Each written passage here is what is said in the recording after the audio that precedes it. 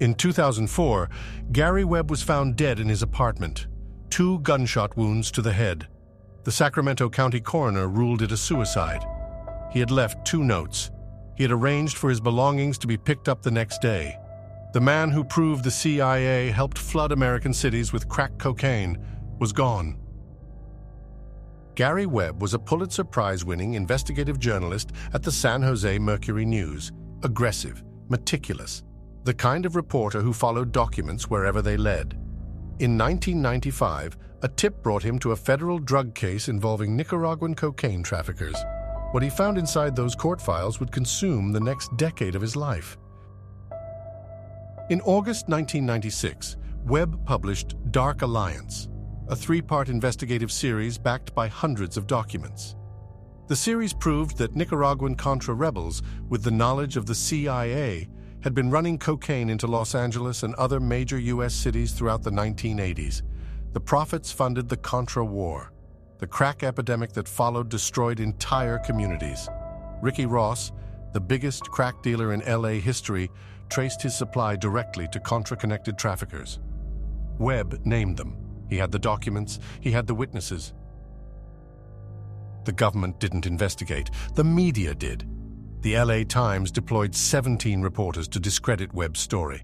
The Washington Post and New York Times followed. They questioned his sourcing. They called his conclusions overreaching.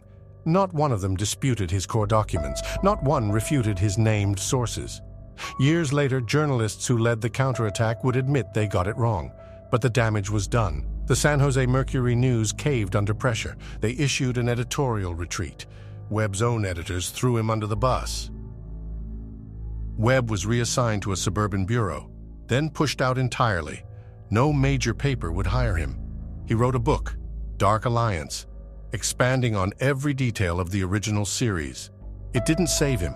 He burned through his savings. He lost his house. His marriage fell apart. By 2004, he was 49 years old, broke and moving into a rented apartment. His mother was helping him pack.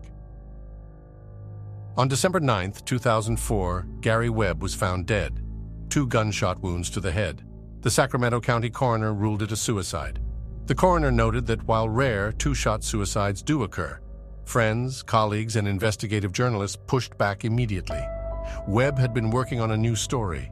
He had plans for the following week, but the case was closed.